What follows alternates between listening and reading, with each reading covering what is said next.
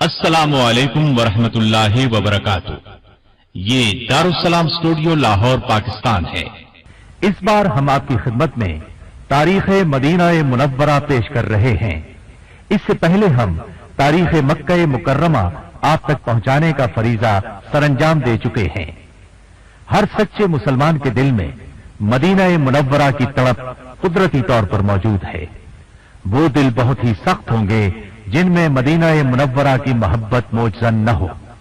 खुद नबी करीम सल्लल्लाहु अलैहि वसल्लम ने इन मुबारक अल्फाज में दुआ फरमाई, अल्लाहुम्मा हब्बिब इलैना अल-मदीनत कहुब्बिना मक्कत औ अशद, यानी ऐ हमारे रब, हमारे दिलों में मदीना मुनव्वरा की मोहब्बत उसी तरह जागुज़ी फरमा जैसा कि मक्का मौसमा की मोहब्बत है, बल्कि उससे भी ज्यादा।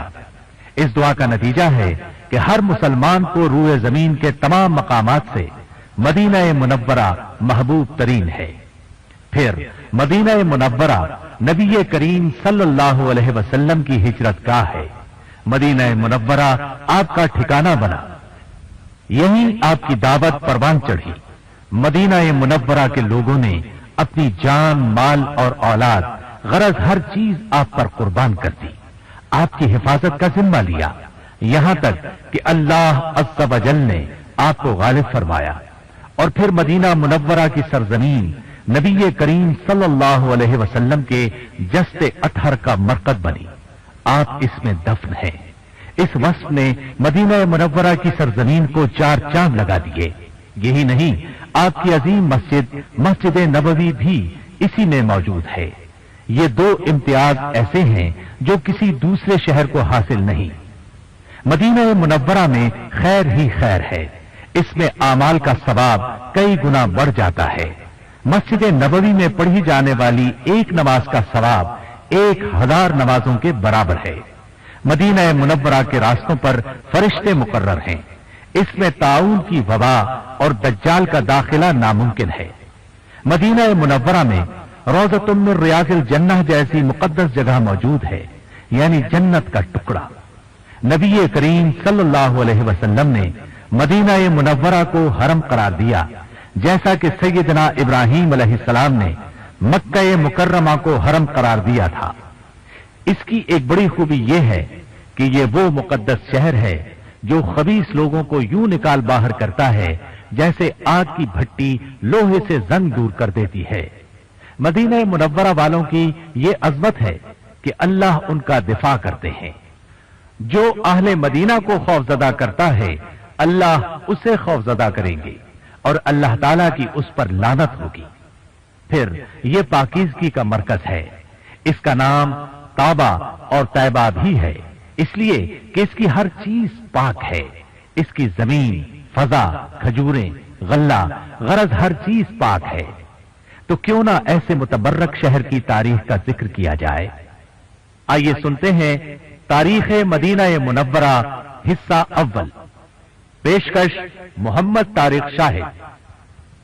तमाम अरब मुअर्रिखीन इस बात पर मुत्तफिक हैं कि यस्रिब दरअसल नूह अलैहिस्सलाम की नस्ल में से एक आदमी का नाम था।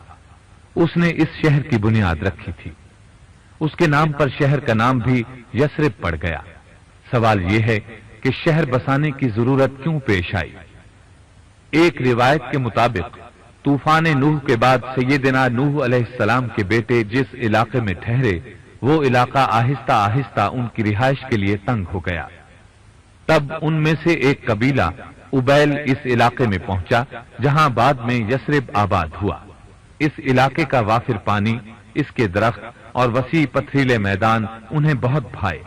ये मैदान उसकी हिफाजत का कुदरती जरिया थे, चुनाचे उन्होंने यहीं रिहाइश इख्तियार कर ली। यस्रिब के इब्तिदाई बाशिंदे 3 बड़े बड़े कबीले थे। पहले कबीले का नाम अमालीक था। एक रिवायत के मुताबिक इन्हीं लोगों ने यस्रिब की बुनियाद रखी, इसलिए कि जिस शख्स के नाम पर इस शहर का नाम यस्रिब पड़ा, उसका कबीला उबैल अमालीक में से था। अहले कबीला के नाम से वाज़ेह होता है कि वज़ीम कद काट के मालिक थे, और ये लोग अमलीक बिन लावज बिन साम बिन नूह की नस्ल से थे। पहले वो बाबिल के इलाके में रहते थे, پھر جزیرہ عرب کے مختلف علاقوں میں بکھر گئے۔ ان میں سے کچھ یثرب کے علاقے میں جاگزیں ہوئے۔ اس میں کوئی شک نہیں کہ وہ عرب تھے، اور علامہ طبری کے نزدیک ان کے جد امجد املیق عربی زبان کے بانی تھے۔ دوسرے قبیلے کا نام یہود تھا۔ جب مسلمانوں نے یثرب کی طرف ہجرت کی تو وہاں کئی یہودی قبائل آباد تھے۔ مورخین کا اس بات پر بھی اتفاق ہے کہ یثرب کے اکثر یہودی فلسطین سے ہجرت کر کے آنے والوں کی نسل تھے۔ ان میں سے کچھ لوگ بخت نصر کے حملے کے بعد بھاگ کر آئے تھے۔ بخت نصر نے یہود کی حکومت پر حملہ کر کے بے شمار یہودی قتل کیے اور بہت سو کو قید کیا، اور یہ بات ہے 586 قبل مسیح کی۔ پھر 70 عیسوی اور 132 عیسوی میں رومیوں نے انہیں تشدد کا نشانہ بنایا تو باقی لوگ بھی فلسطین سے ہجرت کر گئے۔ ان میں سے کچھ لوگ یثرب میں فروکش ہوئے۔ یثرب کے علاقے میں پہنچنے والے ابتدائی قبائل بنو قریظہ، بنو نذیر اور بنو یہدل تھے۔ ان کے بعد اور قبائل بھی آتے گئے۔ تیسرے نمبر پر جو قبیلے آئے وہ اوس اور خزرج تھے۔ یہ دو قحطانی قبیلے تھے جو سد معارب کی تباہی کے بعد یمن سے ہجرت کر کے یثرب پہنچے تھے۔ ان قبیلوں کی رہائش سے یثرب کی تاریخ پر بہت گہرا اثر مرتب ہوا۔ مستند قول کے مطابق یہ دونوں قبیلے تیسری صدی عیسوی میں یثرب پہنچے۔ مدینہ الرسول کے بہت سے نام ہیں۔ ناموں کی اس کثرت سے بھی مدینہ منورہ کی عظمت عیاں ہے۔ چند مشہور نام یہ ہیں۔ المدینہ، یہ اس شہر کا سب سے مشہور نام ہے کیونکہ نبی اکرم صلی اللہ علیہ وسلم نے یہاں ہجرت فرمائی اور یہیں مدفون ہوئے۔ ایک نام طابہ ہے۔ جی ہاں، مدینہ منورہ کو طابہ بھی کہا جاتا ہے۔ صحیح مسلم اور مسند احمد کی حدیث کے مطابق رسول اللہ صلی اللہ علیہ وسلم نے فرمایا، اللہ تعالیٰ نے اس پیارے شہر کا نام طابہ رکھا ہے۔ دراصل طابہ اور طیبہ طیب کے معنی میں ہیں، اس لیے کہ نبی صلی اللہ علیہ وسلم کی برکت سے یہ شہر شرک سے پاک ہو گیا اور ہر پاک چیز کو طیب کہا جاتا ہے۔ اس کا ایک نام یثرب ہے، یہ سب سے ابتدائی نام ہے۔ نبی صلی اللہ علیہ وسلم نے اس نام کو تبدیل فرما کر المدینہ نام رکھا۔ نام تبدیل کرنے کی وجہ شاید یہ ہو کہ یثرب کا مطلب ہے ملامت، فساد اور خرابی۔ بخاری اور مسلم کی حدیث کے مطابق سیدنا ابو موسیٰ اشعری رضی اللہ عنہ سے روایت ہے کہ نبی صلی اللہ علیہ وسلم نے فرمایا، میں نے خواب دیکھا کہ میں مکہ مکرمہ چھوڑ کر ایسے علاقے کی طرف ہجرت کر رہا ہوں جس میں کھجوروں کے درخت بہت زیادہ ہیں۔ میں نے سمجھا شاید یہ یمامہ یا حجر ہو، لیکن معلوم ہوا یہ مدینہ یعنی یثرب ہے۔ ابو عبیدہ لغوی فرماتے ہیں یثرب پورے علاقے کا نام ہے، مدینہ منورہ تو اس کا ایک حصہ ہے۔ علامہ یعقوب حموی نے موجم البلدان میں لکھا ہے اس شہر کے 29 نام ہیں اور وہ یہ ہیں: المدینہ، طیبہ، طابہ، المسکینہ، العذراء، الجابرہ، المحبہ، المحببہ، المحبورہ، یثرب، الناجیہ، الموفیہ، اکالۃ البلدان، المبارکہ، المحفوفہ، المسلمہ، المجنہ، القدسیہ، العاصمہ، المرزوقہ، الشافیہ، الحیرہ، المحبوبہ، المرحومہ، جابرہ، المختارہ، المحرمہ، القاسمہ، طبابہ۔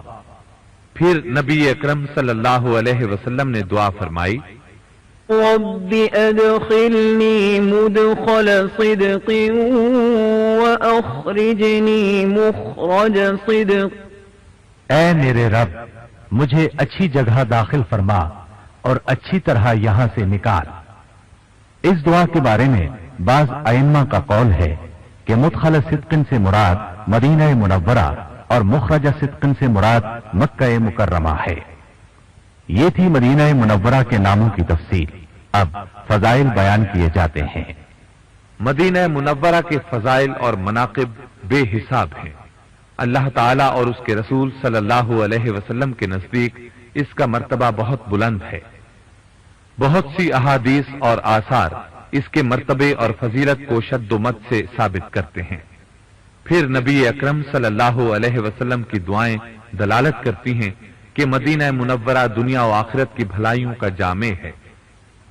بخاری اور مسلم میں ہے، سیدہ عائشہ صدیقہ رضی اللہ عنہا فرماتی ہیں، رسول اللہ صلی اللہ علیہ وسلم نے دعا فرمائی، اللهم حبب إلينا المدينة كحبنا مكة أو أشد اللهم بارك لنا في صاعنا وفي مدنا وصححها لنا وانقل حماها إلى الجحفة۔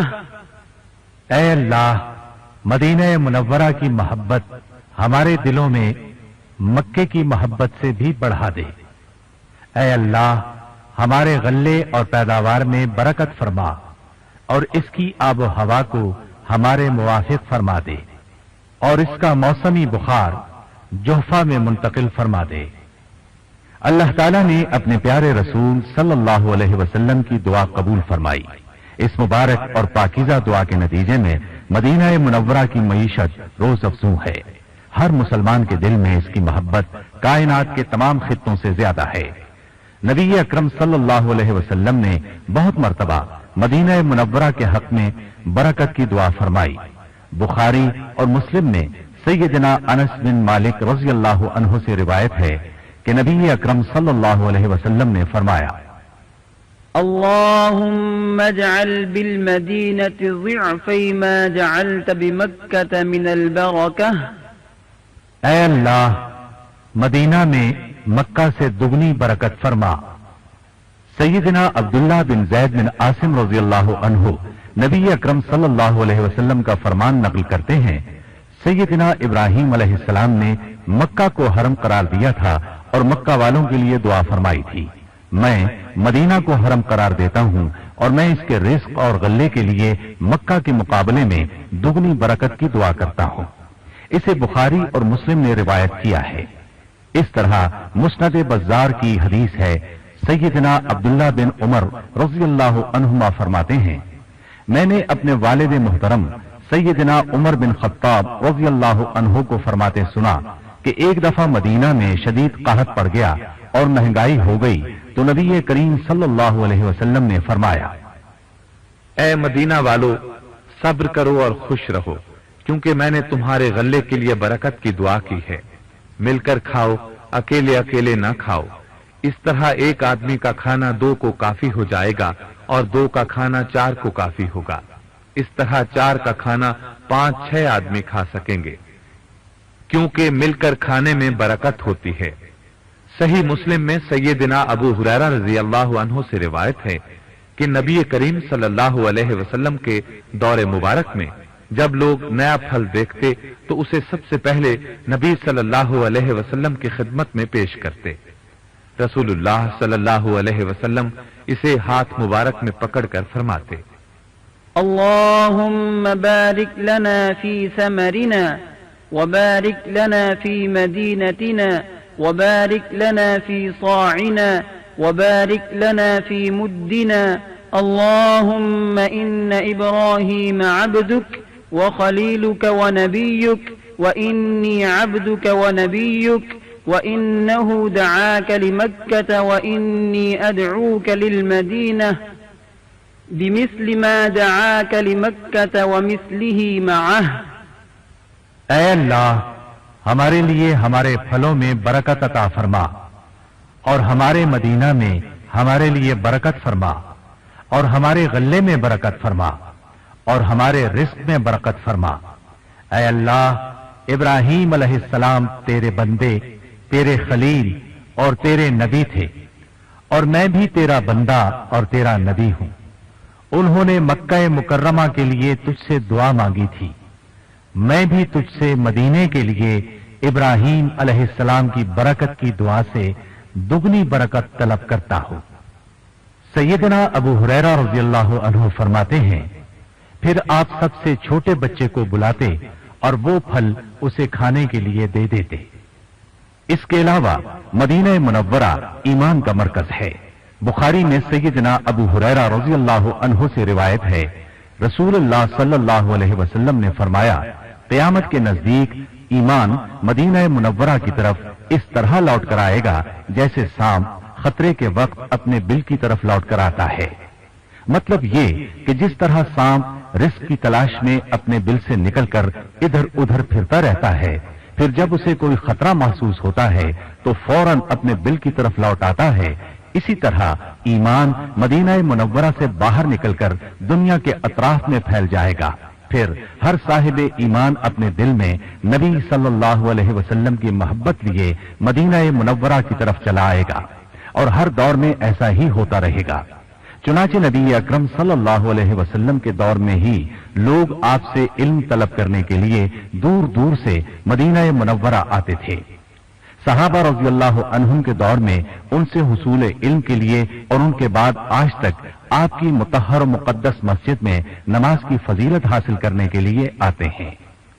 मदीना मुनव्वरा की एक अजीम फजीलत यह भी है कि वो बुरे लोगों को ठहरने नहीं देता, पाकबाज लोग ही वहां ठहर सकते हैं। सैयदना जाबिर रज़ी अल्लाह अन्हु से रिवायत है कि एक आराबी नबी सल्लल्लाहु अलैहि वसल्लम की खिदमत में हाजिर हुआ, आपसे इस्लाम की बैत की। अगले दिन आया तो उसे बुखार था। कहने लगा, ए अल्लाह के रसूल सल्लल्लाहु अलैहि वसल्लम, मेरी बैत वापस कर दीजिए। आपने इनकार फरमाया। 3 बार ऐसा ही हुआ। फिर आपने फरमाया, मदीना भट्टी की तरह मैल कुचैल को दूर करता रहता है और पाकीज़ा चीज ही को कबूल करता है। आपने ये भी फरमाया, मदीना मुनव्वरा बुरे लोगों को यूं अलग कर देता है जिस तरह आग चांदी के मैल कुचैल को दूर कर देती है। और जब भी कोई बुरा शख्स मदीना मुनव्वरा से निकलता है तो अल्लाह ताला उससे बेहतर शख्स मदीना मुनव्वरा में ला बसाता है। ये बुखारी और मुस्लिम की हदीस है। मुस्नद अहमद में सैयदना जाबिर रज़ी अल्लाह अन्हु से रिवायत है, उन्होंने फरमाया, हलाक और बर्बाद हो वो शख्स जिसने रसूलुल्लाह सल्लल्लाहु अलैहि वसल्लम को खौफजदा किया। सैयदना जाबिर रज़ी अल्लाह अन्हु के दोनों बेटों या दोनों में से किसी एक ने पूछा, अब्बा जान, रसूलुल्लाह सल्लल्लाहु अलैहि वसल्लम तो वफात पा चुके हैं, आपको खौफजदा करने का क्या मतलब? सैयदना जाबिर रज़ी अल्लाह अन्हु ने फरमाया, मैंने रसूलुल्लाह सल्लल्लाहु अलैहि वसल्लम को फरमाते हुए सुना है, जिसने अहले मदीना को खौफजदा किया उसने खुद मुझे खौफजदा किया। मदीना मुनव्वरा की एक फजीलत यह भी है कि इसमें ताउन की वबा और दज्जाल दाखिल नहीं हो सकता। ये बात बहुत सी अहादीस में मज़कूर है। बुखारी और मुस्लिम में सैयदना अबू हुरैरा रज़ी अल्लाह अन्हु से रिवायत है, नबी करीम सल्लल्लाहु अलैहि वसल्लम ने फरमाया, मदीने के रास्ते पर फरिश्ते मुकर्रर हैं, इसमें ताउन और दज्जाल का दाखिला मुमकिन नहीं। बुखारी और मुस्लिम ही की रिवायत है। सैयदना अनस रज़ी अल्लाह अन्हु बयान करते हैं कि नबी करीम सल्लल्लाहु अलैहि वसल्लम ने फरमाया, दज्जाल हर शहर में दाखिल होगा सिवाय मक्का और मदीना के, क्योंकि इनके रास्तों पर फरिश्ते सफे बांधे हिफाजत कर रहे होंगे। वो एक नाकारा सी जमीन पर पड़ाव डालेगा। फिर मदीना में 3 ज़लज़ले आएंगे जिनके डर से हर काफिर और मुनाफिक मदीना मुनव्वरा से निकलकर दज्जाल से जा मिलेगा। यानी इस तरह मदीना मुनव्वरा पाक साफ हो जाएगा। बुखारी में अबू बकरा रज़ी अल्लाह अन्हु से रिवायत है, नबी करीम सल्लल्लाहु अलैहि वसल्लम ने फरमाया, मदीना मुनव्वरा में दज्जाल का रोब दाखिल नहीं होगा। उन दिनों मदीने के 7 दरवाजे होंगे, हर दरवाजे पर 2 फरिश्ते होंगे। इन तमाम फजाइल के अलावा 2 ऐसी अजीम फजीलतें हैं जिनके मुसावी कोई दूसरी फजीलत नहीं, और वो ये कि मदीना मुनव्वरा में नबी करीम सल्लल्लाहु अलैहि वसल्लम का रोजा मुबारका और आपकी मुकद्दस मस्जिद मौजूद हैं। इंशाअल्लाह इनका जिक्र हम तफसील से करेंगे। इमाम मालिक ने मदीना मुनव्वरा की फजीलत इन अल्फाज में बयान फरमाई है, मदीना मुनव्वरा नबी करीम सल्लल्लाहु अलैहि वसल्लम की हिजरत का और आपकी सुन्नत का मरकज है। इसके हर तरफ शहीद होने वाले सहाबा दफन है। अल्लाह ताला ने इसको अपने प्यारे नबी के लिए पसंद फरमाया, यहां तक कि आपकी कब्र मुबारक भी यही बनी। इसमें रोज़तुम मिन रियाज़िल जन्नह भी है और मिंबर रसूल भी। इसके अलावा इसमें मस्जिद कुबा भी है। ये भी सुन लें کہ نبی کریم صلی اللہ علیہ وسلم کو مدینہ منورہ سے کتنی محبت تھی۔ آپ کے فرامین اور دعاؤں سے مدینہ منورہ سے آپ کی محبت بالکل عیاں ہے۔ آپ نے بنفس نفیس دعا فرمائی، اللهم حبب إلينا المدينة كحبنا مكة أو أشد۔ اے اللہ، مدینے کی محبت ہمارے دلوں میں مکہ کی محبت سے بھی بڑھا دے۔ نبی کریم صلی اللہ علیہ وسلم سے بڑھ کر مستجاب الدعوات کون ہو سکتا ہے؟ بہت سی احادیث اس بات کا ثبوت ہیں کہ آپ کو مدینہ منورہ سے بے تحاشا محبت تھی۔ بخاری اور مسلم میں نبی کریم صلی اللہ علیہ وسلم کا یہ فرمان ہے، مدینہ میری ہجرت گاہ ہے، اس میں میرا مستقل گھر ہے، اسی سے میں اٹھایا جاؤں گا۔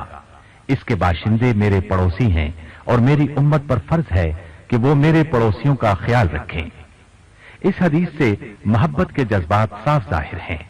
اسی طرح بخاری میں سیدنا انس رضی اللہ عنہ سے روایت ہے کہ جب نبی کریم صلی اللہ علیہ وسلم سفر سے واپس تشریف لاتے اور مدینہ منورہ کے در و دیوار پر نظر پڑتی تو آپ مدینہ منورہ کی محبت کی وجہ سے اپنی اونٹنی کو تیز چلاتے اور اگر کسی دوسرے چوپائے پر سوار ہوتے تو اسے ایڑ لگاتے۔ مدینہ منورہ کا حرم ہونا اس کی بہت بڑی فضیلت ہے۔ یہ فضیلت بھی بہت سی صحیح احادیث سے ثابت ہے۔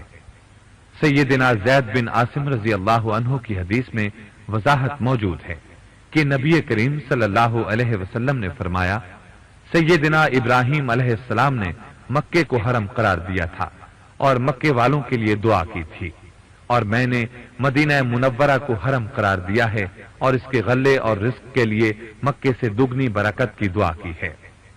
یہ حدیث ان علماء کی دلیل ہے جو مدینہ منورہ کو حرم تسلیم کرتے ہیں، اور جمہور اہل علم اسی کے قائل ہیں۔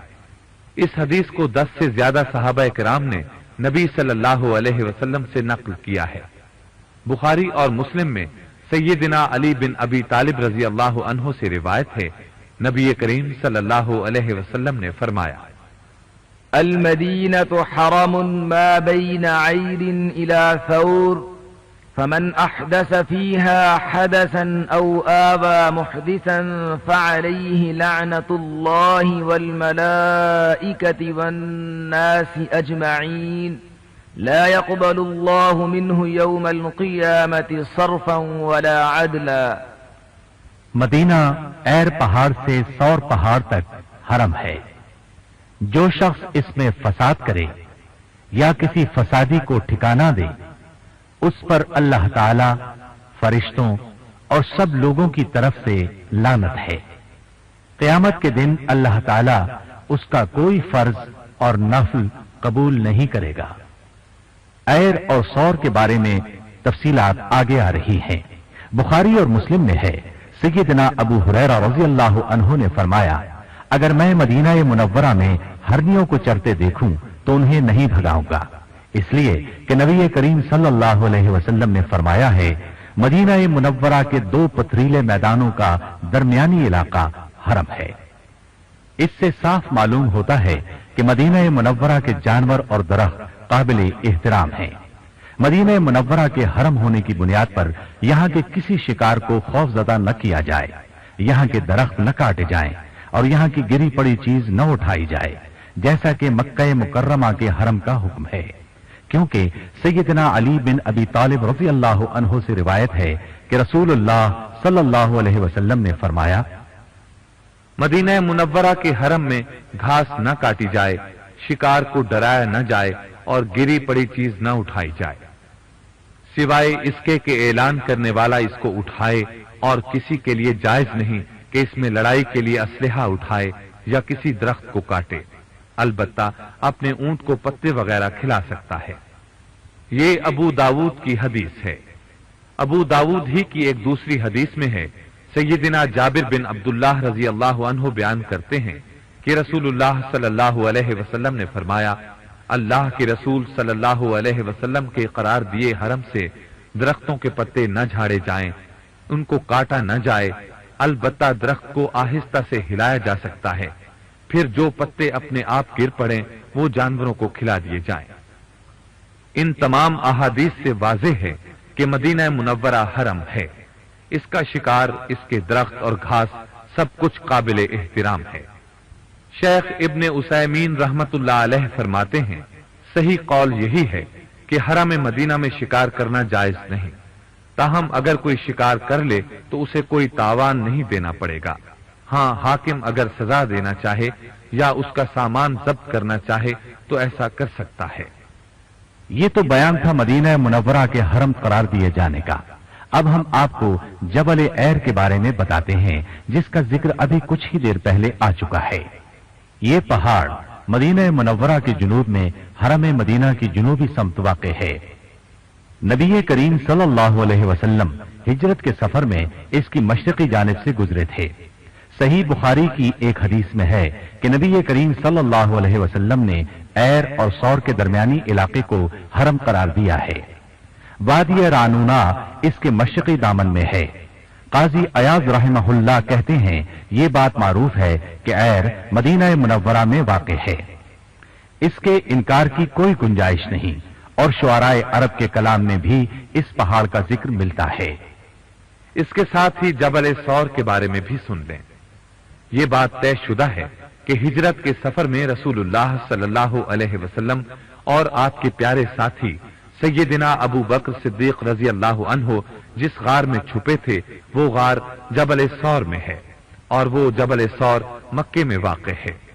ایک اور سور نامی پہاڑ مدینہ منورہ میں بھی ہے، زمانہ جاہلیت میں اس نام سے مشہور تھا، دور اسلام میں بھی اسی نام سے مشہور ہے۔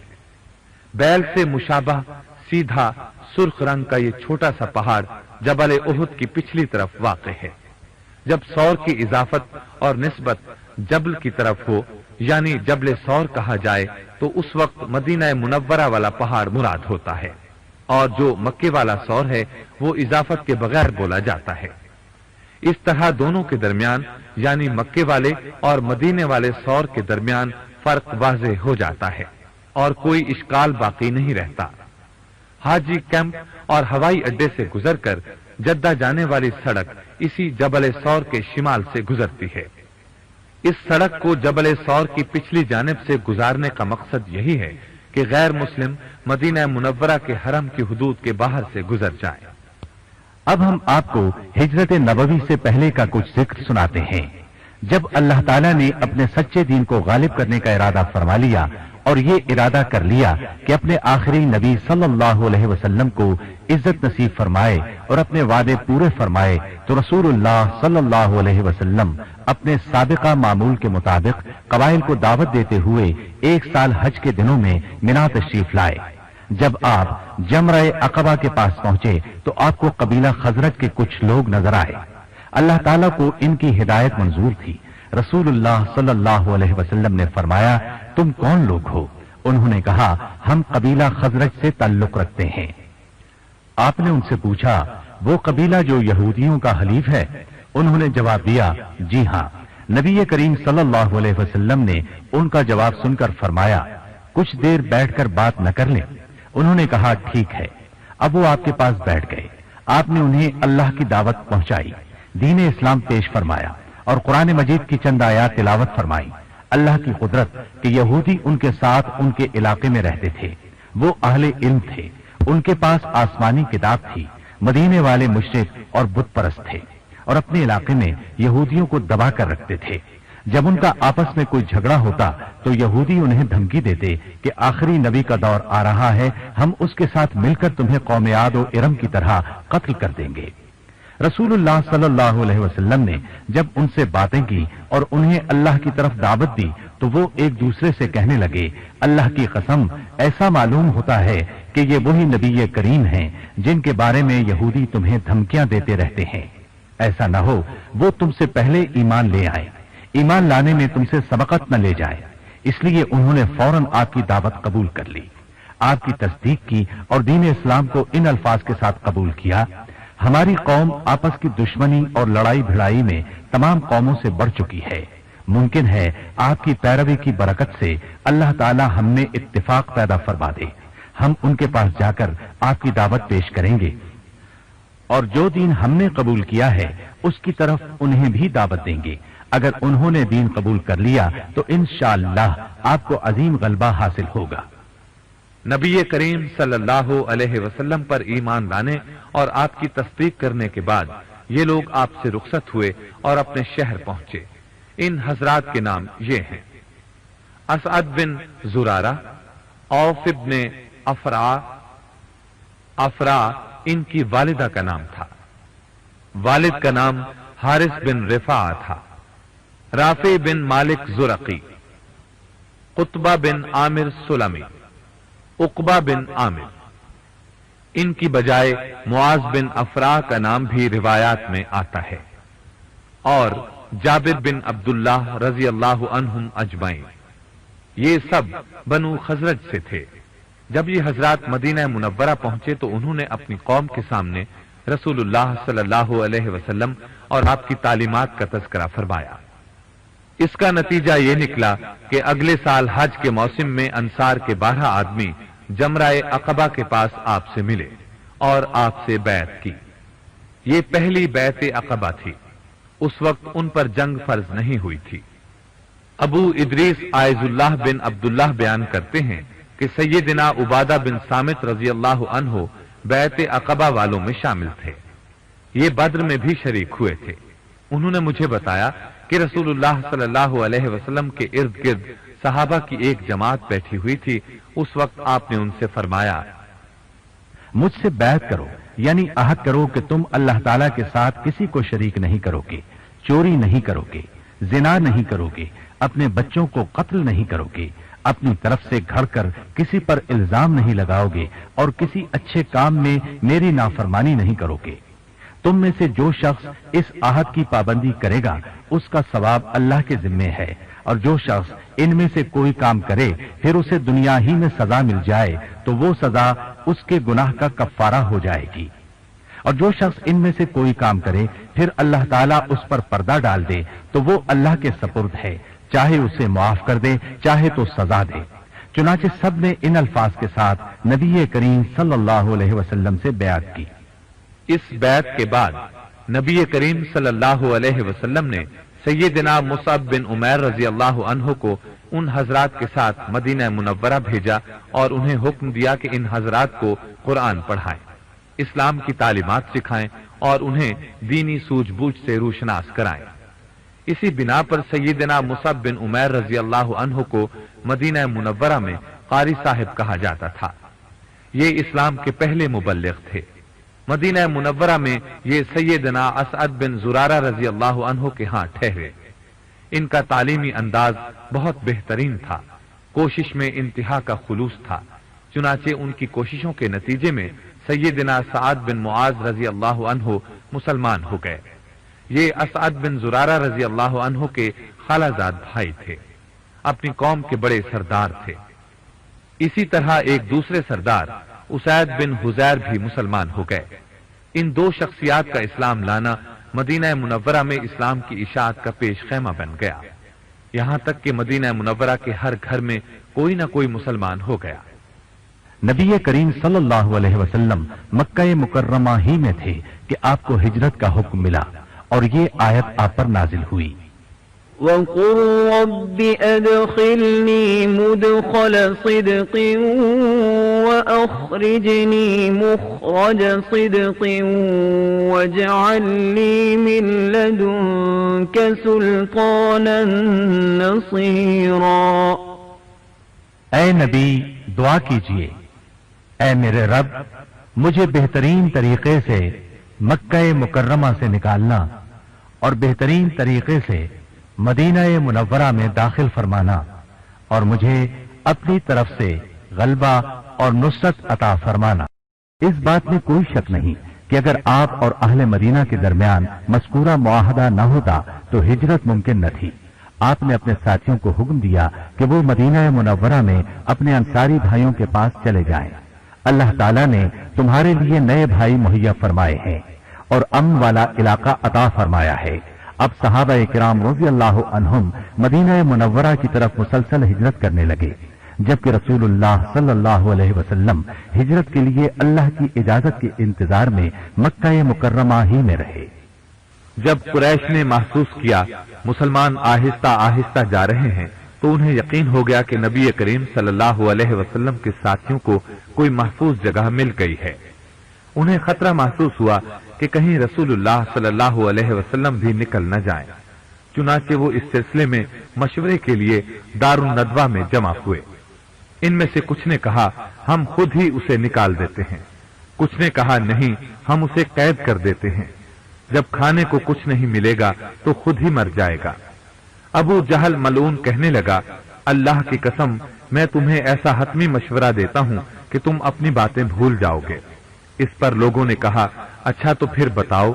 वो कहने लगा हम हर कबीले से एक एक नामवर ताकतवर और भरपूर नौजवान लें, उसे तेज तरीन तलवार मुहैया करें, फिर वो सब मिलकर यकबारगी आप पर हमला कर दें। अगर आप इस तरह कत्ल हो जाएं तो आपके कत्ल की जिम्मेदारी तमाम कबाइल पर पड़ेगी और मैं नहीं समझता कि कबीला बनु हाशिम सब कबीलों से लड़ाई मोल ले सकेगा। लाजमन वो खून बहा पर राजी हो जाएंगे। इस तरह हम इस आफत से नजात पालेंगे। चुनाचे इस राय पर इत्तेफाक हो गया। उधर सैयदना जिब्रील अलैहिस्सलाम फौरन नबी करीम सल्लल्लाहु अलैहि वसल्लम की खिदमत में हाजिर हुए और आपको उनके मंसूबे से मुत्तले किया और कहा आप रात अपने घर में न सोएं। उसी वक्त अल्लाह ताला ने आपको हिजरत का हुक्म दिया। उस रात आप अपने घर न सोए, बल्कि आपने सैयदना अली बिन अबी तालिब रज़ियल्लाहु अन्हु को बुलाया और हुक्म दिया कि मेरी सब्ज चादर ओढ़कर मेरे बिस्तर पर लेट जाओ। उन्होंने ऐसा ही किया। आप बाहर निकल गए। वो लोग दरवाजे पर खड़े थे। आपने मिट्टी की एक मुट्ठी उठाई और उनके सरों पर बिखेरते हुए गुजर गए। वो ऐसे अंधे हुए कि आपको देख ही न सके। आप सूरह यासीन की इब्तिदाई 9 आयात पढ़ते हुए तशरीफ ले गए। उस वक्त तक सैयदना अबू बकर सिद्दीक रज़ियल्लाहु अन्हु आपके साथ मक्का ही में ठहरे हुए थे। अबू बकर सिद्दीक रज़ियल्लाहु अन्हु ने भी हिजरत की ख्वाहिश जाहिर की थी, मगर आपने उनसे फरमाया था जल्दी न करो, उम्मीद है अल्लाह ताला तुम्हें कोई साथी अता फरमाएंगे। अबू बकर रज़ियल्लाहु अन्हु उसी वक्त समझ गए थे कि वो आप ही होंगे, इसीलिए उन्होंने 2 ऊंटनियां खरीद ली थीं। उन्हें चारा वगैरह घर ही में डालते थे। रसूलुल्लाह सल्लल्लाहु अलैहि वसल्लम उन दिनों हर रोज एक मर्तबा जरूर अबू बकर रज़ियल्लाहु अन्हु के घर तशरीफ लाया करते थे, कभी सुबह के वक्त और कभी शाम के वक्त। लेकिन जिस दिन अल्लाह ताला ने आपको हिजरत का हुक्म फरमाया, उस रोज आप दोपहर के वक्त अबू बकर सिद्दीक रज़ियल्लाहु अन्हु के घर तशरीफ लाए। उन्होंने आपको देखा तो समझ गए कोई अहम मामला है। आप घर में दाखिल हुए तो अबू बकर सिद्दीक रज़ियल्लाहु अन्हु ने चारपाई खाली कर दी। आप तशरीफ फरमा हुए और अबू बकर रज़ियल्लाहु अन्हु से फरमाया सबको कमरे से निकाल दो। अबू बकर सिद्दीक रज़ियल्लाहु अन्हु ने अर्ज किया अल्लाह के रसूल, यहाँ सिर्फ मेरी 2 बेटियां अस्मा और आयशा रज़ियल्लाहु अन्हुमा ही हैं। आप फरमाएं क्या बात है? आपने फरमाया अल्लाह ताला ने मुझे हिजरत का हुक्म दिया है। ये सुनकर अबू बकर रज़ियल्लाहु अन्हु बोले अल्लाह के रसूल, आपके साथ जाने की आरज़ू है। आपने फरमाया हाँ अबू बकर, तुम मेरे साथ जाओगे। सैयदा आयशा सिद्दीक़ा रज़ियल्लाहु अन्हा फरमाती हैं मुझे इससे पहले मालूम नहीं था कि कोई शख्स खुशी से भी रो सकता है, यहां तक कि मैंने अपने वालिद को खुशी से रोते देखा। नबी करीम सल्लल्लाहु अलैहि वसल्लम ने एक मुशरिक अब्दुल्लाह बिन उरैक़िद से कुछ रकम पर मामला तय कर लिया था कि वो उन्हें खुफिया रास्तों से मदीना मुनव्वरा ले जाएगा। चुनाचे अबू बकर सिद्दीक रज़ियल्लाहु अन्हु ने अपनी दोनों ऊँटनियां उसके सुपुर्द कर दी ताकि वो वक्त मुकर्ररा तक उन्हें चराता रहे और संभाल कर रखे। जब आप मक्का मुकर्रमा से निकले तो अली बिन अबी तालिब रज़ियल्लाहु अन्हु, अबू बकर सिद्दीक रज़ियल्लाहु अन्हु और उनके घर वालों के सिवा किसी को आपके निकलने का इल्म नहीं था। मुश्रिकीन को रसूलुल्लाह सल्लल्लाहु अलैहि वसल्लम और अबू बकर सिद्दीक रज़ियल्लाहु अन्हु के निकल जाने का पता चला तो वो उनकी तलाश में इधर उधर दौड़ पड़े, यहाँ तक कि ये ऐलान कर दिया गया कि जो इन दोनों को गिरफ्तार करके लाएगा उसे 100 ऊंट इनाम दिए जाएंगे। वो लोग आपका सुराग लगाने की कोशिश करते रहे, लेकिन उन्हें कुछ पता न चला। इसी दौरान वो उस पहाड़ पर भी चढ़े जहां आप दोनों तशरीफ फरमा थे। वो उस गार के मुंह के पास भी फिरते रहे, यहां तक कि उनके पांव अंदर नजर आते थे, मगर अल्लाह ताला की हिफाजत की वजह से वो आप दोनों को न देख सके। उस वक्त अबू बकर सिद्दीक रजी अल्लाह अन्हु ने नबी करीम सल्लल्लाहु अलैहि वसल्लम से अर्ज किया था, अल्लाह के रसूल, इनमें से किसी ने अगर झुककर देख लिया तो वो हमें देख लेगा। जवाब में आपने फरमाया था, अबू बकर, ये कैसे मुमकिन है, अल्लाह हमारे साथ है। आपका खोज लगाने वालों में सुराका बिन मालिक भी थे। ये उस वक्त तक मुसलमान नहीं हुए थे और इनाम के लालच में आपकी तलाश में निकले थे। ये उस मुख्तसर से काफले तक पहुंच गए थे, लेकिन अल्लाह ताला की मेहरबानी से उनके घोड़े को ठोकर लगी। ये उठे और फिर आगे बढ़े, घोड़े को फिर ठोकर लगी। तीसरी बार आगे बढ़े तो घोड़े के पांव जमीन में धंस गए। तब उन्होंने जान लिया जिन तक वो पहुंचना चाहते हैं अल्लाह ताला उनकी हिफाजत कर रहा है। चुनाचे ये वापस लौट गए और बाद में मुसलमान हो गए। मदीना मुनव्वरा के लोगों में आपकी आमद की खबर फैल चुकी थी। वो बहुत बेचैनी के आलम में आपका इंतजार कर रहे थे। हालत ये थी कि सुबह सवेरे घरों से निकलकर मदीना मुनव्वरा से बाहर आ जाते ताकि आपका इस्तकबाल कर सकें। जब धूप ज्यादा होती तो वापस शहर आ जाते। जिस रोज आप तशरीफ लाए उस रोज भी वो बाहर बैठे इंतजार करते रहे। जब साए खत्म हो गए तो वो मायूस होकर घरों को चले गए। उधर वापस गए, इधर आप तशरीफ ले आए। सबसे पहले एक यहूदी ने आपको आते देख लिया। उसे मालूम था कि अहले मदीना आपका इंतजार किस बेचैनी से कर रहे हैं, इसलिए वो पुकार उठा, ए अंसार, तुम्हारी किस्मत जाग उठी, जिसका इंतजार था वो तशरीफ ले आए। अंसार भागे भागे आए। रसूलुल्लाह सल्लल्लाहु अलैहि वसल्लम एक खजूर के साए तले तशरीफ फरमा थे। आपके साथी अबू बकर सिद्दीक रजी अल्लाह अन्हु भी आपके करीबन हम उम्र ही थे। मदीना मुनव्वरा के अक्सर लोगों ने उस वक्त तक आपको देखा नहीं था, इसलिए उन्हें पता नहीं चल रहा था इनमें अल्लाह के रसूल कौन से हैं। लोगों का जबरदस्त हुजूम था। उस वक्त इत्तिफाक से रसूलुल्लाह सल्लल्लाहु अलैहि वसल्लम के सर से साया हट गया। अबू बकर रजी अल्लाह अन्हु फौरन उठे और अपनी चादर से आप पर साया करने लगे। तब लोगों को पता चला अल्लाह के रसूल ये हैं। अब मुसलमान अपने असलहे की तरफ लपके और एक पथरीले मैदान हर्रा में आपका बाज़ाबिता इस्तकबाल किया और फिर असलहे की छांव में आपको लेकर मदीना की तरफ चले। रास्ते में आप दाएं तरफ को मुड़े और बस्ती कुबा में बनु अम्र बिन औफ कबीले के एक साहिब कुलसूम बिन हिदम रजी अल्लाह अन्हु के यहां उतरे। ये पीर का दिन था। तारीख 12 रबीउल अव्वल थी और आपकी बेसत का 13वां साल था।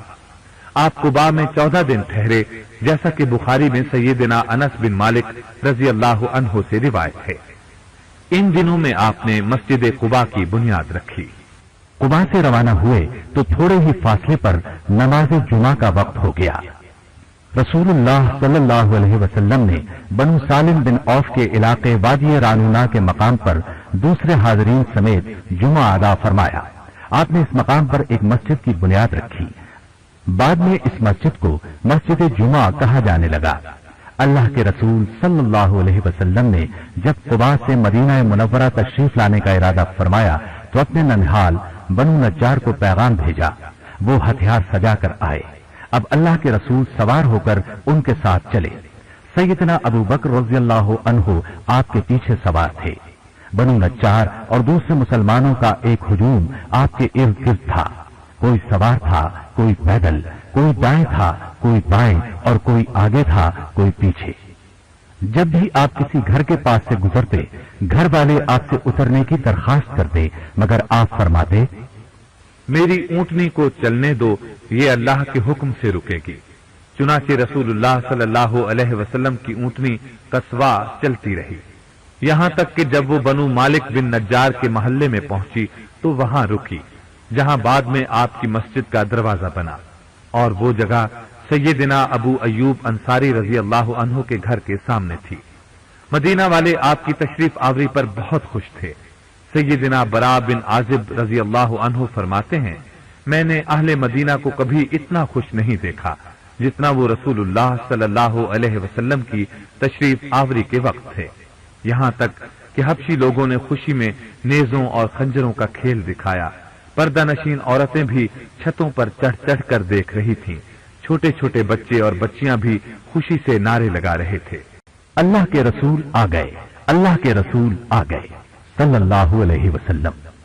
سیدنا برا بن عازب رضی اللہ عنہ کی ایک روایت میں ہے کہ سیدنا ابوبکر صدیق رضی اللہ عنہ ہجرت کا واقعہ بیان کرتے ہوئے فرماتے، ہم رات کے وقت مدینہ منورہ پہنچے۔ ہر شخص کی کوشش تھی اللہ کے رسول اس کے مہمان بنے۔ آپ نے فرمایا، آج میں اپنے دادا محترم عبد المطلب کے ننھال بنو نجار کا مہمان بنوں گا۔ یہ عزت اور سعادت انہیں حاصل ہوگی۔ بہت زیادہ ہجوم کی وجہ سے مرد عورتیں چھتوں پر بھی چڑھے ہوئے تھے۔ لڑکے والے راستوں میں بھاگے پھرتے تھے، وہ نعرے لگا رہے تھے، یا محمد یا رسول اللہ، یا محمد یا رسول اللہ۔ غرض رسول اللہ صلی اللہ علیہ وسلم کی مدینہ میں تشریف آوری کا دن مدینہ منورہ کی تاریخ میں ایک یادگار دن ہے، جس کی مثال مدینہ منورہ نے نہ پہلے دیکھی نہ کبھی بعد میں دیکھ سکے گا۔ سیدنا انس رضی اللہ عنہ فرماتے ہیں، میں نے رسول اللہ صلی اللہ علیہ وسلم اور سیدنا ابو بکر صدیق رضی اللہ عنہ کی مدینہ منورہ میں تشریف آوری کے دن سے بڑھ کر خوبصورت اور بارونق دن نہیں دیکھا۔ مدینہ منورہ میں آنے کے بعد مہاجرین کے ہاں سب سے پہلے پیدا ہونے والا بچہ معروف صحابی سیدنا عبداللہ بن زبیر رضی اللہ عنہما تھے۔ بخاری میں سیدہ اسماء بنت ابی بکر رضی اللہ عنہا سے روایت ہے کہ جب میں ہجرت کے لیے نکلی تو حاملہ تھی، بلکہ حمل کی مدت قریب قریب ختم ہونے والی تھی۔ میں مدینہ پہنچی اور قباء میں اتری تو عبداللہ بن زبیر پیدا ہوئے۔ میں اسے لے کر نبی کریم صلی اللہ علیہ وسلم کی خدمت میں حاضر ہوئی، اسے آپ کی گود میں رکھا۔ آپ نے ایک کھجور منگوا کر چبائی اور پھر اس کے منہ میں اپنا لعاب مبارک ڈالا۔ اس طرح بچے کے منہ میں سب سے پہلے داخل ہونے والی چیز نبی صلی اللہ علیہ وسلم کا لعاب مبارک تھا۔ پھر آپ نے اس کو کھجور کی گھٹی دی، پھر آپ نے اس کے لیے برکت کی دعا کی، اور یہ ہجرت کے بعد مہاجرین گھرانوں میں سب سے پہلے پیدا ہونے والے بچے تھے۔ جب اللہ کے رسول صلی اللہ علیہ وسلم اطمینان کے ساتھ مدینہ منورہ میں رہنے لگے اور سب مہاجرین پہنچ گئے، انصار میں بھی نظم قائم ہو گیا، اسلام کی بنیاد مضبوط ہو گئی تو نماز کا نظام قائم کیا گیا، زکوٰۃ اور روزے فرض ہوئے، حدود قائم کی گئیں اور حرام و حلال کے مسائل نازل ہوئے۔ رسول اللہ صلی اللہ علیہ وسلم جب تشریف لائے تو لوگ نماز کے اوقات میں بغیر کسی اعلان کے خود بخود اکٹھے ہو جاتے تھے۔ نبی کریم صلی اللہ علیہ وسلم نے نماز کی اطلاع کے سلسلے میں لوگوں سے مشورہ فرمایا۔ کسی نے سائرن بجانے کا مشورہ دیا، جواب میں آپ نے فرمایا یہ تو یہودیوں کا شعار ہے۔ کسی نے گھنٹی بجانے کا مشورہ دیا، آپ نے فرمایا ایسا عیسائی کرتے ہیں۔ کسی نے کہا آگ جلا دی جایا کرے، آپ نے فرمایا یہ مجوسیوں کا طریقہ ہے۔ غرض لوگ اسی سوچ بچار میں تھے کہ بنو حارث بن خزرج کے ایک شخص سیدنا عبداللہ بن زید بن ثعلبہ بن عبد ربہ رضی اللہ عنہ کو خواب میں اذان کا طریقہ بتایا گیا۔ وہ نبی کریم صلی اللہ علیہ وسلم کے پاس حاضر ہوئے اور عرض کیا، اے اللہ کے رسول، آج رات خواب میں ایک آدمی میرے پاس آیا، اس کے کپڑے سبز تھے، ہاتھ میں گھنٹی تھی۔ میں نے اس سے کہا اللہ کے بندے تو یہ گھنٹی بیچے گا؟ اس نے پوچھا تو اس گھنٹی کا کیا کرے گا؟ میں نے کہا ہم اس کے ذریعے نماز کے لیے اطلاع کر دیا کریں گے۔ اس پر اس نے کہا میں تمہیں اس سے اچھی چیز نہ بتا دوں؟ میں نے کہا بتاؤ۔ اس نے کہا اس طرح کہا کرو، اللہ اکبر اللہ اکبر اللہ اکبر اللہ اکبر اشہد ان لا الہ الا اللہ اشہد ان لا الہ الا اللہ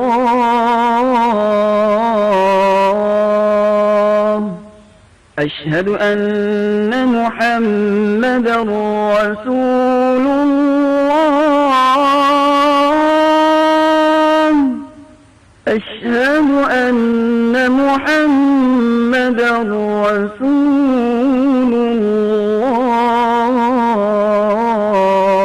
الله حي على الصلاة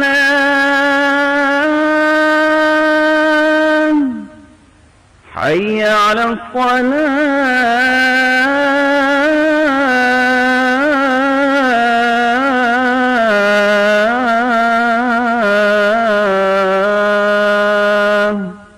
حي على الفلاح حي على الفلاح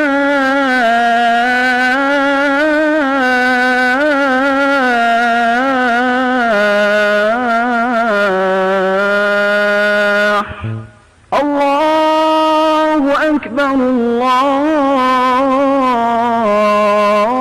الله أكبر لا إله إلا الله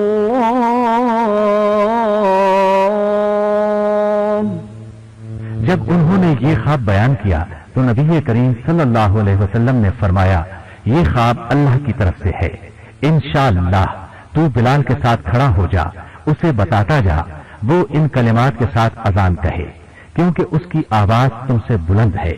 جب سیدنا بلال رضی اللہ عنہ نے ان کلمات کے ساتھ اذان کہی تو سیدنا عمر رضی اللہ عنہ نے اپنے گھر میں یہ آواز سنی۔ وہ بھاگ کر رسول اللہ صلی اللہ علیہ وسلم کی خدمت میں آئے اور عرض کیا، اللہ کے رسول، قسم ہے اس ذات کی جس نے آپ کو سچا نبی بنایا، میں نے بھی ایسا ہی خواب دیکھا ہے۔ یہ سن کر رسول اللہ صلی اللہ علیہ وسلم نے فرمایا الحمدللہ۔ جامع ترمذی میں ہے، انہی سیدنا عبداللہ رضی اللہ عنہ کے بیٹے اپنے والد سے روایت کرتے ہیں، صبح ہوئی اور ہم رسول اللہ صلی اللہ علیہ وسلم کی خدمت میں حاضر ہوئے تو میں نے اپنا خواب نبی کریم صلی اللہ علیہ وسلم کو سنایا۔ آپ نے فرمایا یہ خواب سچا ہے، تو بلال کے ساتھ کھڑا ہو جا اور اسے یہ کلمات بتاتا جا، وہ اذان کہے کیونکہ اس کی آواز تجھ سے بلند اور لمبی ہے۔ انہوں نے اذان شروع کی، جو ہی سیدنا بلال رضی اللہ عنہ کی آواز سیدنا عمر رضی اللہ عنہ نے سنی، وہ اپنے کپڑے سنبھالتے ہوئے رسول اللہ صلی اللہ علیہ وسلم کے پاس پہنچے اور عرض پرداز ہوئے، اے اللہ کے رسول صلی اللہ علیہ وسلم، قسم اس ذات کی جس نے آپ کو سچا نبی بنایا، میں نے بھی خواب میں یہی کچھ دیکھا ہے۔ اس پر نبی صلی اللہ علیہ وسلم نے فرمایا اللہ کا شکر ہے، خواب کا سچا ہونا یقینی ہو گیا۔ اب سنیے مدینہ منورہ سے یہودی کیسے جلاوطن ہوئے۔ یوں تو یہودی ابتدا ہی سے مسلمانوں کے خلاف تھے، مگر غزوہ بدر میں مسلمانوں کی عظیم الشان کامیابی کے بعد ان کی دشمنی میں بہت اضافہ ہو گیا اور وہ مسلمانوں کے خلاف سازشیں کرنے لگے۔ مثلا بنو نذیر کے سردار سلام بن مشکم نے کفار کے سردار ابو سفیان کو 200 جنگجوؤں کے ساتھ مدینہ منورہ میں داخلے کے سلسلے میں مدد دی، اس کی میزبانی کی اور مسلمانوں کی جاسوسی کے لیے اپنے آدمی بھی بھیجے۔ ابو سفیان نے اس کے ہاں ایک رات گزاری، پھر اس نے اپنے ساتھیوں کی مدد سے مسلمانوں کے ایک باغ پر حملہ کیا، وہاں 2 انصاریوں کو شہید کیا اور دوسرے باغوں میں آگ لگا کر واپس بھاگ گیا۔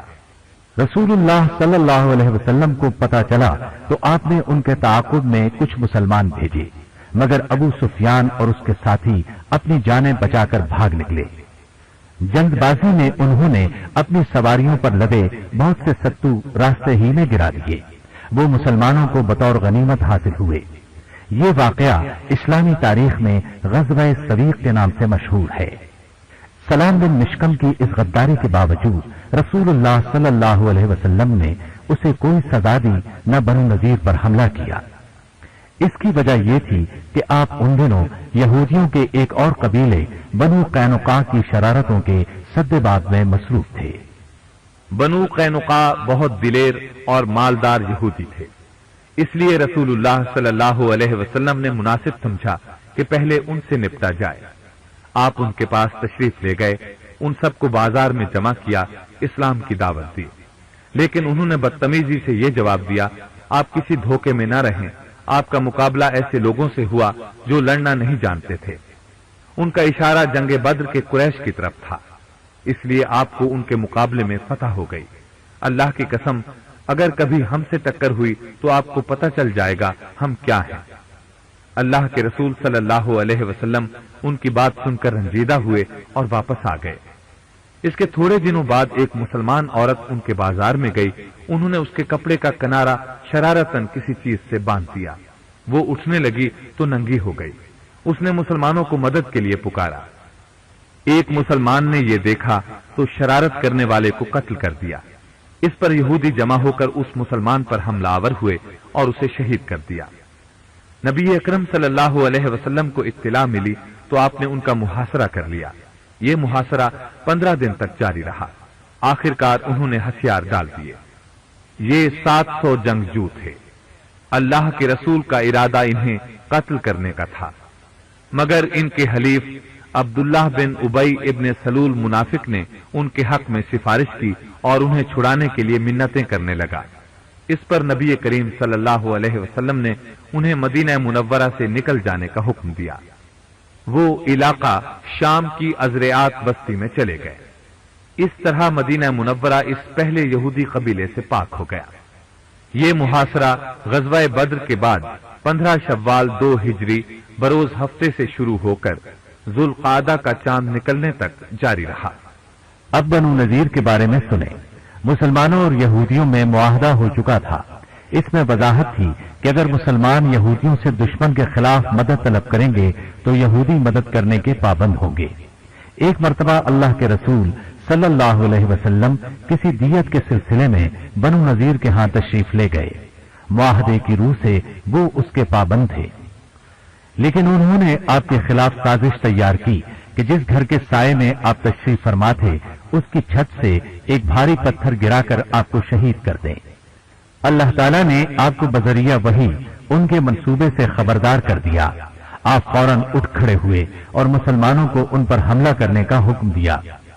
مسلمان ان کے علاقے میں پہنچے تو یہ لوگ قلعہ بند ہو گئے۔ مسلمانوں نے ان کا محاصرہ کر لیا۔ عبداللہ بن ابی ابن سلول پھر ان کا سفارشی بن کر رسول اللہ صلی اللہ علیہ وسلم کے پاس آیا اور ان کی معافی کا مطالبہ کیا، کیونکہ یہ بھی اس کے حلیف تھے۔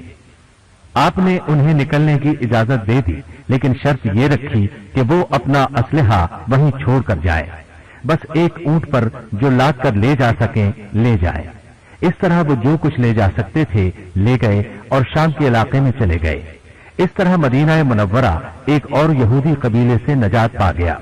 یہ ربیع الاول 4 ہجری کی بات ہے۔ بنو نذیر جب مدینہ منورہ سے جلا وطن ہوئے تو ان کا ایک وفد قریش کے پاس گیا اور انہیں رسول اللہ صلی اللہ علیہ وسلم کے خلاف جنگ پر ابھارا۔ وہ مان گئے۔ اس کے بعد وہ قبیلہ غطفان کے پاس گئے۔ وہ بھی تیار ہو گئے۔ اس کا نتیجہ یہ نکلا کہ قریش اور غطفان قریباً 10,000 کا لشکر لے کر مدینہ منورہ کی طرف چلے۔ جب نبی کریم صلی اللہ علیہ وسلم کو پتا چلا تو آپ نے مدینہ منورہ کے ارد گرد خندق کھودنے کا حکم دیا۔ بنو نذیر کا سردار حیی بن اخطب بنو قریظہ کے پاس گیا اور انہیں لڑائی پر ابھارا۔ بنو قریظہ نے بھی رسول اللہ صلی اللہ علیہ وسلم سے کیا ہوا عہد توڑ دیا اور قریش کا ساتھ دینے پر آمادہ ہو گئے۔ اس طرح کفار کے لشکر نے مدینہ منورہ کا محاصرہ کر لیا۔ پھر اللہ تعالی نے اپنی طرف سے ایسی تدبیر فرمائی کہ ان میں باہمی اختلاف پڑ گیا اور ان کا اتحاد ٹوٹ گیا۔ اس کے علاوہ اللہ تعالی نے آندھی بھیجی، اس نے انہیں ڈگمگا دیا، نہ وہ خود ٹک سکے نہ ان کا کوئی خیمہ باقی رہا۔ آخر وہ خوف زدہ ہو کر راتوں رات بھاگ نکلے۔ والحمدللہ۔ جب نبی کریم صلی اللہ علیہ وسلم غزوہ خندق سے فارغ ہو گئے تو آپ نے بنو قریظہ پر چڑھائی کر دی، ان کا محاصرہ کر لیا۔ یہ محاصرہ 25 دن تک جاری رہا۔ آخر کار وہ نبی کریم صلی اللہ علیہ وسلم کے فیصلے پر راضی ہو گئے۔ آپ نے خود فیصلہ نہیں فرمایا، ان سے فرمایا وہ خود کسی شخص کا نام پیش کریں جو ان کا فیصلہ سنائے۔ انہوں نے اپنے حلیف سیدنا سعد بن معاذ رضی اللہ عنہ سے فیصلہ کرانا منظور کیا۔ سیدنا سعد بن معاذ رضی اللہ عنہ نے فیصلہ فرمایا کہ ان کے بالغ مرد قتل کر دیے جائیں، عورتیں اور بچے غلام بنا لیے جائیں، مال مسلمانوں میں تقسیم کر دیا جائے۔ इस फैसले पर अमल हुआ, मर्द कत्ल कर दिए गए, औरतें, बच्चे और माल मुसलमानों में तकसीम कर दिए गए। इस तरह मदीना मुनव्वरा यहूदियों के आखिरी कबीले से भी पाक हो गया। ये गज़वा ज़ुल्क़ादा 5 हिजरी में हुआ। अब हम आपको मस्जिद नबवी की तारीख सुनाते हैं। नबी करीम सल्लल्लाहु अलैहि वसल्लम मदीना मुनव्वरा तशरीफ लाए तो 14 दिन तक बनु अम्र बिन औफ में ठहरे। इब्तिदा में जहां नमाज का वक्त होता आप वहीं नमाज पढ़ लेते। फिर आपने मस्जिद बनाने का फैसला फरमाया।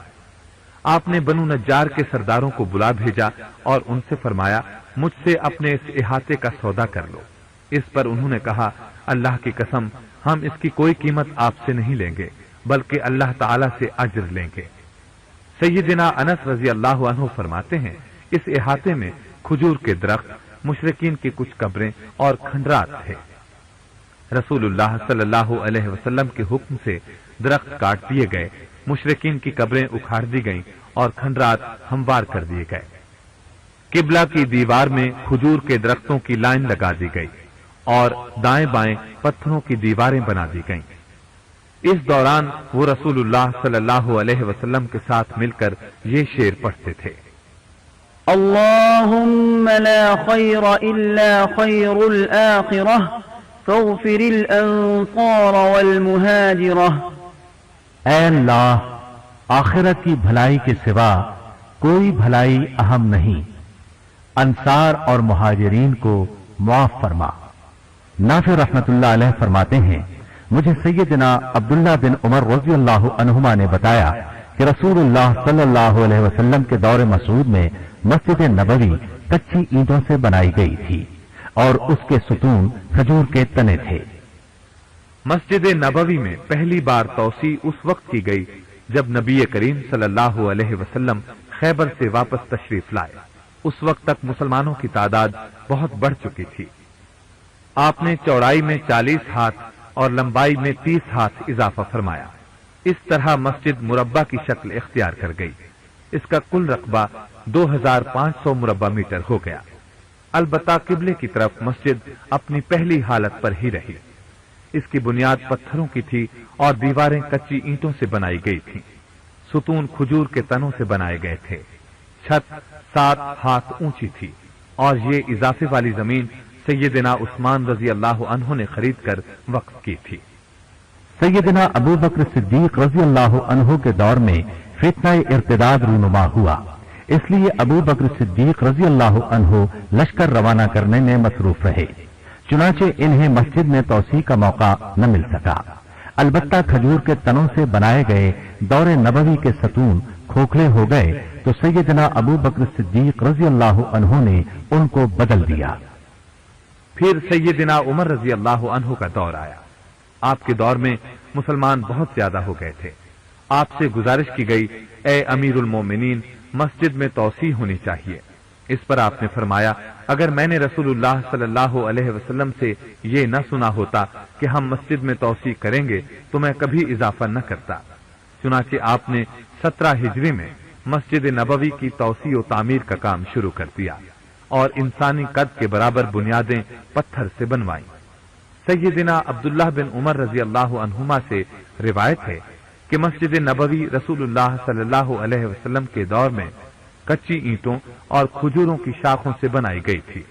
मुजाहिद रहमतुल्लाह अलैह कहते हैं, इसके सुतून खजूर की लकड़ी के थे। सैयदना अबू बकर सिद्दीक रजी अल्लाह अन्हु ने इसमें कुछ इजाफा न किया। सैयदना उमर रजी अल्लाह अन्हु ने इजाफा तो किया, मगर इसे दौरे नबवी के अंदाज ही में कच्ची ईंटों और खजूर की शाखों से बनवाया। अलबत्ता सुतून लकड़ी के बनवा दिए। जब सैयदना उमर रजी अल्लाह अन्हु ने तामीर और तौसी का काम किया तो उन्होंने मस्जिद के बाहर एक चबूतरा सा बनवा दिया। इसे बुतैहा कहा जाता था। सैयदना उमर रजी अल्लाह अन्हु के बाद की किसी तौसी में ये मस्जिद ही में शामिल कर दिया गया। सैयदना उमर रजी अल्लाह अन्हु ने फरमाया, जो शोर गुल किए बगैर न रह सके या ऊंची आवाज से बात करना चाहे या शेर पढ़ना चाहे, वो मस्जिद से निकलकर इस चबूतरे पर आ बैठे। गोया इस चबूतरे की तामीर का मकसद मस्जिद नबवी को शोर व गुल से बचाना था, क्योंकि मस्जिद नबवी के आदाब में ये बात खास तौर पर दाखिल है کہ اس میں آواز اونچی نہ کی جائے۔ پھر سیدنا عثمان رضی اللہ عنہ کا دور آیا۔ آپ نے 29 ہجری میں مسجد نبوی میں توسیع کرائی اور تعمیر بھی نئی کرائی۔ اس میں قبلہ، شمال اور مغرب کی جہات میں اضافہ کیا۔ قبلے کی طرف ایک برآمدے کا اضافہ کیا۔ قبلے کی دیوار اس جگہ بنوائی جہاں وہ آج ہے۔ اب تک اس طرف کوئی اضافہ نہیں ہوا۔ مغرب کی طرف بھی انہوں نے ایک برآمدے کا اضافہ کیا۔ سیدنا عثمان رضی اللہ عنہ کی یہ تعمیر نقش و نگار والے پتھروں سے ہوئی۔ چھت ساگوان کی خوشبودار لکڑی کی ڈالی گئی، البتہ مقصورہ کچی اینٹوں ہی سے بنایا گیا۔ سیدنا عثمان رضی اللہ عنہ کی توسیع اور تعمیر کے بارے میں مطلب بن عبداللہ بن حنطب فرماتے ہیں، 24 ہجری میں جب عثمان بن عفان رضی اللہ عنہ خلیفہ بنے تو لوگ ان سے مسجد نبوی میں اضافے کا مطالبہ کرنے لگے، مسجد کی تنگی کی شکایت کرنے لگے۔ جمعہ کے دن لوگ گلیوں میں نماز پڑھتے تھے۔ سیدنا عثمان رضی اللہ عنہ نے اصحاب شورا سے مشورہ کیا۔ سب نے اس بات پر اتفاق کیا کہ مسجد کو گرا کر اس میں اضافہ کر دیا جائے۔ سیدنا عثمان رضی اللہ عنہ نے ظہر کی نماز پڑھائی، پھر منبر پر چڑھے اللہ کی حمد و ثنا بیان کی، پھر فرمایا، اے لوگوں، میرا ارادہ ہے کہ میں مسجد نبوی کو گرا کر اس میں اضافہ کروں۔ اللہ کی قسم، میں گواہی دیتا ہوں کہ میں نے رسول اللہ صلی اللہ علیہ وسلم کو فرماتے ہوئے سنا ہے، من بنى لله مسجدا بنى الله له بيتا في الجنة۔ جو شخص اللہ تعالیٰ کی رضا کے حصول کی خاطر مسجد بنائے، اللہ تعالیٰ اس کے لیے جنت میں گھر بناتے ہیں۔ اور پھر اس مسئلے میں میرے لیے عمر بن خطاب رضی اللہ عنہ نمونہ اور مقتدا ہے۔ انہوں نے مجھ سے پہلے مسجد نبوی میں اضافہ فرمایا اور تعمیر نو بھی فرمائی۔ میں نے رسول اللہ صلی اللہ علیہ وسلم کے دانا اور دانشمند صحابہ رضی اللہ عنہم سے بھی مشورہ کیا ہے۔ وہ سب اس بات پر متفق ہیں کہ مسجد کو گرا کر نئے سرے سے بنایا جائے اور اس میں توسیع کی جائے۔ سب لوگوں نے اس کام کی تعریف کی اور نیک دعائیں دی۔ اگلے دن آپ نے کاریگر بلائے اور خود اس کام کی نگرانی فرمائی۔ سیدنا عثمان رضی اللہ عنہ ہمیشہ روزہ رکھتے تھے، رات بھر نماز پڑھتے تھے اور مسجد سے باہر نہیں جاتے تھے۔ آپ کے حکم سے وادی نخل میں صاف شدہ چونا تیار کیا جاتا تھا، اس کو تعمیر میں استعمال کیا جاتا تھا۔ اس نیک کام کی ابتدا ربیع الاول 29 ہجری میں ہوئی اور کام 30 ہجری محرم الحرام کے شروع میں مکمل ہوا۔ اس طرح اس کام میں 10 ماہ لگے۔